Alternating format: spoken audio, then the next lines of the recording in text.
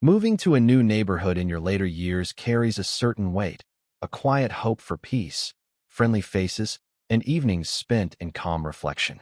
I remember my parents settling into a retirement community, enchanted by manicured lawns and neighborly waves, where the worst drama was a rosebush creeping over a fence. You never expect things to unravel, not really. That same optimism clung to me when I moved into Maple Grove Estates, a suburban haven promising serene trails, pristine streets, and a sense of community.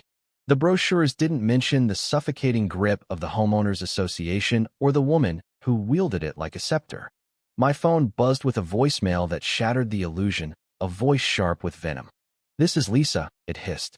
"I can't believe you'd leave a guest stranded like this. Diane swore you agreed to host me. I'm stuck in a hotel because of you, and you'll be footing the bill. My lawyer's on speed dial." I replayed it, stunned. I didn't know any Lisa, and I hadn't agreed to host anyone. Before I could process it, my email pinged a $16,100 charge on my credit card from the Riverside Resort and Spa, billed to Lisa Harper, guest of Michael Thompson. That's me, but I'd never authorized it, and Lisa Harper was a complete stranger. This nightmare began 3 weeks earlier when I moved into Maple Grove, envisioning a tranquil chapter of life. The real estate agent, suspiciously vague, failed to mention the HOA's iron rule, led by Diane Harper. Diane wasn't just the HOA president. She was its dictator, her word law. The day after I moved in, she stormed up my driveway, clutching a neon green citation. "Your trash bin's visible from the street," she snapped, her smile cold as ice.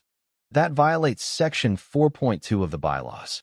I apologized, moved the bin, and thought it was over. I was wrong.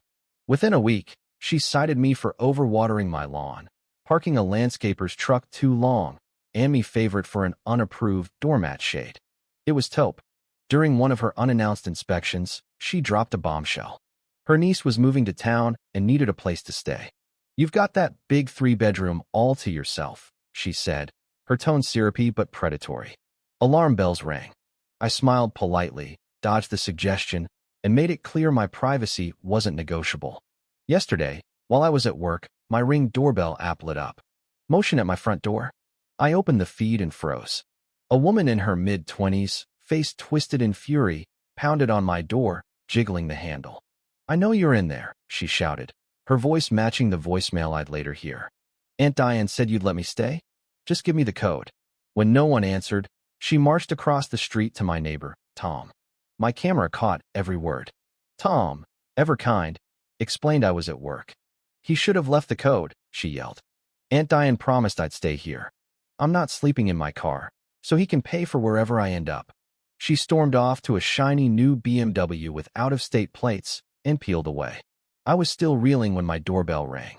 There stood Diane, lips pursed, holding a document. "Michael," she began, her voice dripping with false warmth. "This is the invoice for Lisa's hotel. Since you broke our agreement, the HOA board holds you responsible." She thrust the paper at me.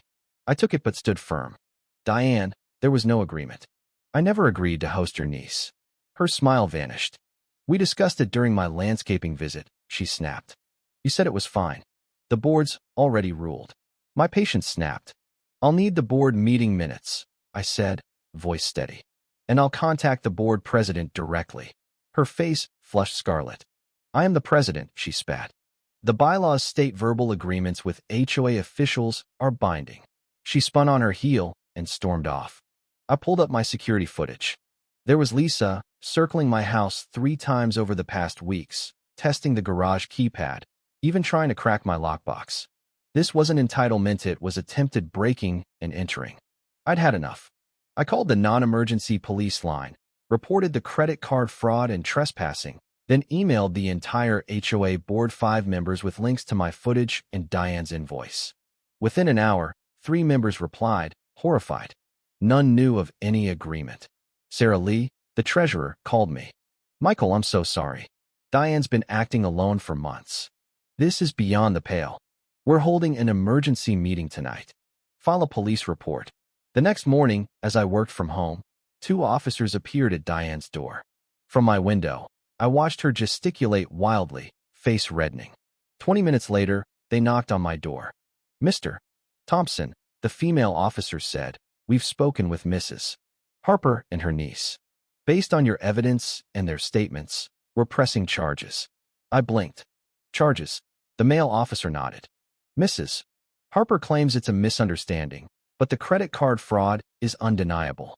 We've got Lisa on video trying to break in. Diane faced charges of conspiracy to commit fraud, impersonating an HOA official for gain, and filing false documents. Lisa was charged with attempted trespassing, credit card fraud, and shockingly filing a false police report, claiming I discriminated against her housing rights that very morning." "Discrimination?" I said, incredulous. "I've never met her." The officer smirked. The sergeant didn't buy it, especially with the break-in footage. That afternoon, the HOA board called an emergency neighborhood meeting. Sarah Lee addressed a stunned crowd. Diane Harper was ousted from the board, banned from any HOA role. Investigations uncovered her rampant abuses, arbitrary citations, unauthorized fines, unilateral decisions. All her recent penalties were under review, likely to be voided. Justice moved swiftly. Diane got 18 months probation, a $150 fine, and 200 hours of community service. The judge noted her history of HOA power trips in 2 prior neighborhoods. Lisa fared worse. 6 months in county jail, 3 years probation, and full restitution for the hotel and damages. In court, Lisa sobbed as the sentence was read. Diane stood rigid, her smugness gone, muttering, "This is all a mistake. Don't you know who I am?" as the bailiff let her out.